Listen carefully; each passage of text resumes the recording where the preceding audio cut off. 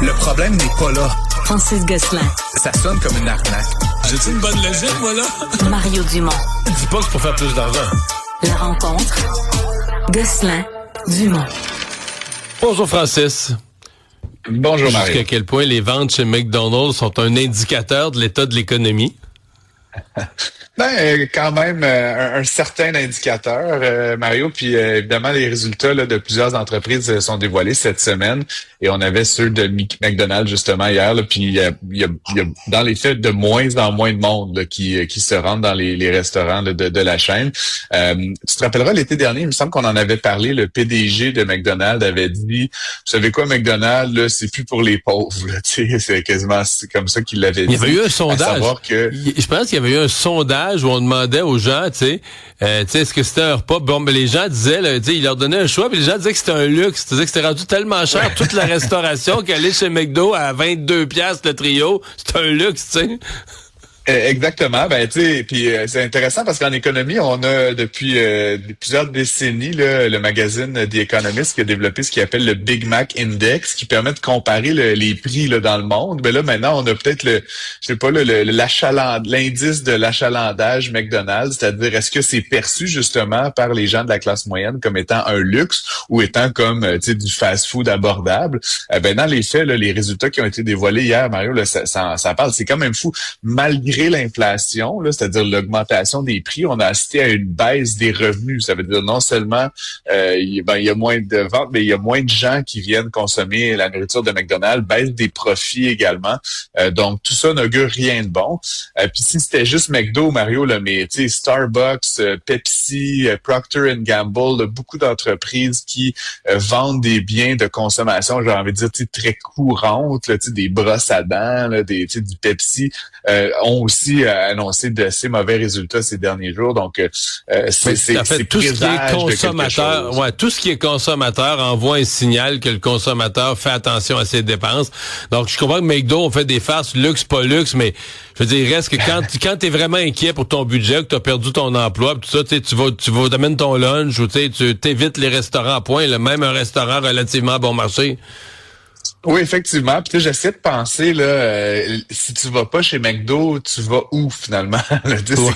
C'est quoi l'alternative? Le moins cher. Pour moi, moins cher. Là. Ben justement, moins cher encore. Puis c'est drôle, j'en parlais hier là, à Richard Martineau, mais tu sais, le moins cher, c'est carrément d'emmener ton lunch. Là, tu sais, rendu là, c'est de faire ta petite sandwich dans un Ziploc. Mais tu sais, il y a quelque chose là qui est en train de se passer aux États-Unis et ailleurs dans le monde, une sorte de c'est un sentiment, hein, Mario. Puis on mesure ça, là, la confiance des consommateurs, mais là, ça se traduit vraiment par des comportements. Mais ça devait être, il me semble que M. Trump nous avait promis l'âge d'or économique des États-Unis. Quoi? As-tu entendu ça plutôt cette semaine, là? Les enfants auront juste 2 Barbie, là, tu sais, mais on nage en plein délire, là, rationner les jouets pour Noël. D'ailleurs, j'anticipe, là, Mario, si ça se continue, qu'il va y avoir des ruptures d'inventaire jusqu'à Noël, probablement. Ah ouais. Et ça, symboliquement, là, ça va faire très mal à M. Trump. Mais tout ça en disant que les tarifs, quand même, il se passe pas une journée, Francis, sans qu'on ait pas quelque part une nouvelle économique, que Trump a ajusté les tarifs, enlevé des tarifs. Et là, hier, c'était le Canada, là, c'était le secteur automobile canadien.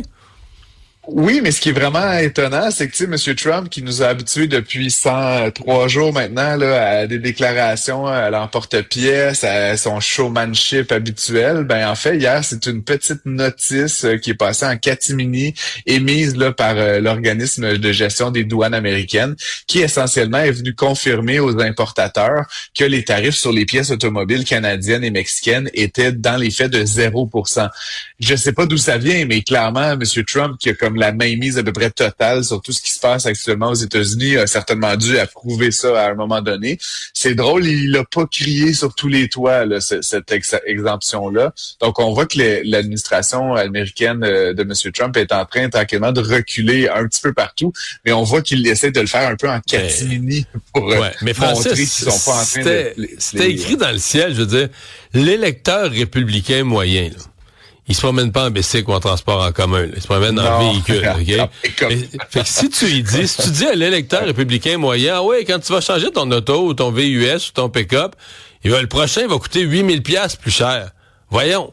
c'est impossible. Politiquement, ça. Puis les gens impossible que ça passe. Les gens les connaissent les prix de ces camions, de ces véhicules-là, donc ils vont voir là, cette augmentation vraiment en direct. C'est sûr aussi que toute la chaîne de valeur, les concessionnaires sont pas contents de ça. Ils vont même critiquer indirectement l'administration Trump là, dans les processus de vente.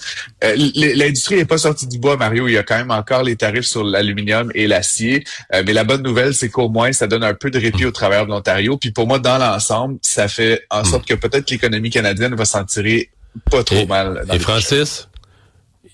Jean-François va nous rappeler à l'ordre, parce qu'il n'est pas question qu'on parle d'un président qui faiblit, qui change d'idée. Non. C'est pas ça qui se passe. C'est quoi qui se passe? It's called flexibility. Bon.